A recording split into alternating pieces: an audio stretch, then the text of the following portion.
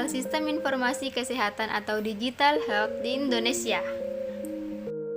SIK atau Sistem Informasi Kesehatan adalah seperangkat tatanan yang meliputi data, informasi, indikator, prosedur, perangkat, teknologi, dan sumber daya manusia yang saling berkaitan dan dikelola secara terpadu untuk mengarahkan tindakan atau keputusan yang berguna dalam mendukung pembangunan kesehatan.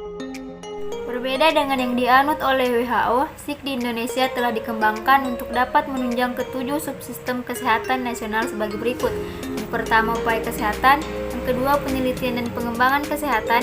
Yang ketiga, pembiayaan kesehatan. Yang keempat, sumber daya manusia kesehatan. Yang kelima, sediaan farmasi, alat kesehatan, dan makanan. Yang keenam, manajemen dan regulasi kesehatan. Dan yang terakhir, pemberdayaan masyarakat.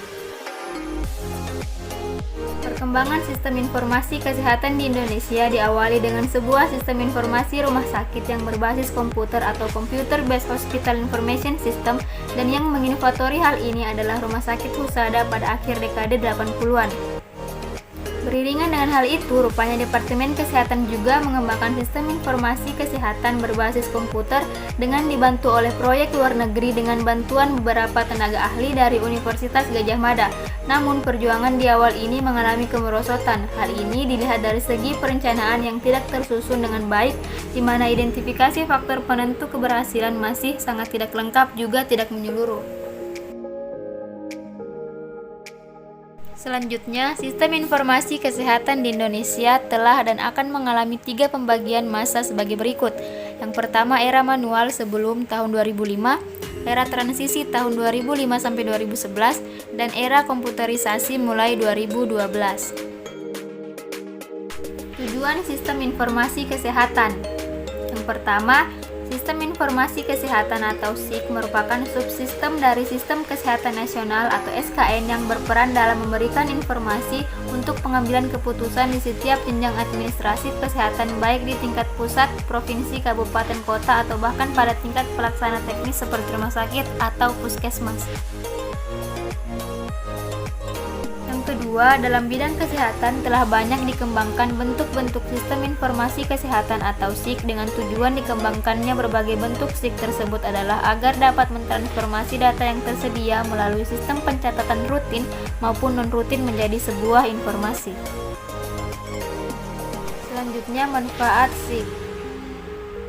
Manfaat sistem informasi kesehatan menurut WHO menilai bahwa investasi sistem informasi kesehatan mempunyai beberapa manfaat, antara lain: yang pertama, memudahkan setiap pasien untuk melakukan pengobatan dan mendapatkan pelayanan kesehatan. Yang kedua, memudahkan fasilitas kesehatan untuk mendaftar setiap pasien yang berobat.